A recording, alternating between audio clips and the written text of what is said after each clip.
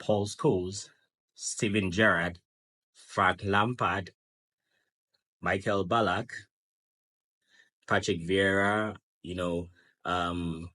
We've had a lot of midfielders, players like Makelele, players like Xavi Alonso, Javier Mascherano, Gilberto Silva of Arsenal, players like N'Golo Kante, players like Cesc Fabregas, players like Mesut Ozil, Sami Nasser.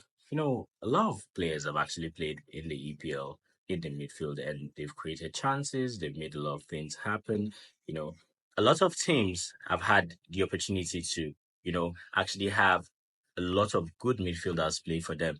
You could talk about players like, Paul Scholes of Man United, Roy Keane of Man United. You can go on and on. There's been a lot of debate about who the best EPL midfielder is in, recent times. And when you look at the numbers that most of these players produce in their respective teams and on the international stage, you could always limit, these numbers to a few players who have actually played in the EPL.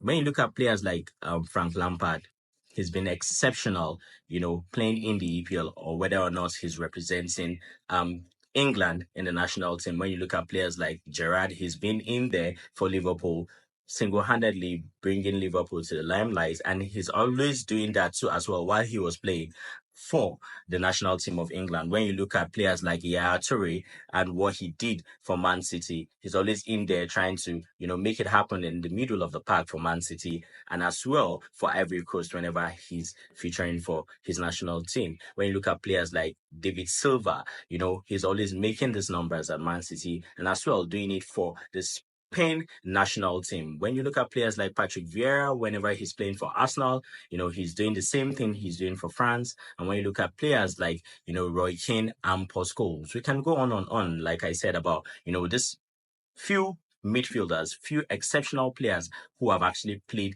in the EPL and have given us, reason to always stay glued on the weekends and watch the EPL.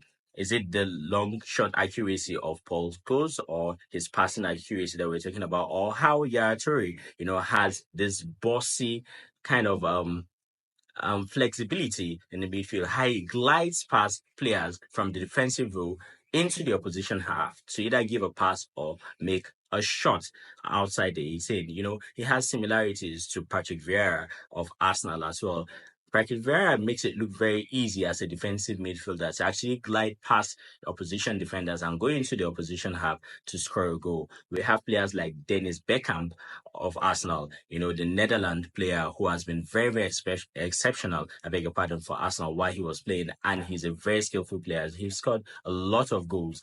When you look at Man United and you look at players like David Beckham, he has gone all round to play football. He's a very known footballer, respected footballer, and he actually did his numbers for Man United before moving to Real Madrid to do the same thing. So overall, when you look at the EPL in, recent times, or when you look back, 10, 15 years, from now, you would notice that a lot of gifted midfielders have actually played for different EPL teams in the EPL, depending on the season.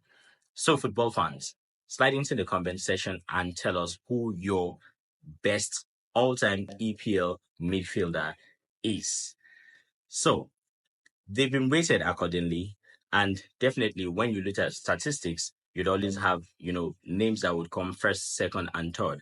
So these are the things that we're expecting you to do, and tell us, accordingly, who you think the best all-time midfielder is, the second and the third, and you stand a chance to win a fabulous prize with us at Touchline Insight.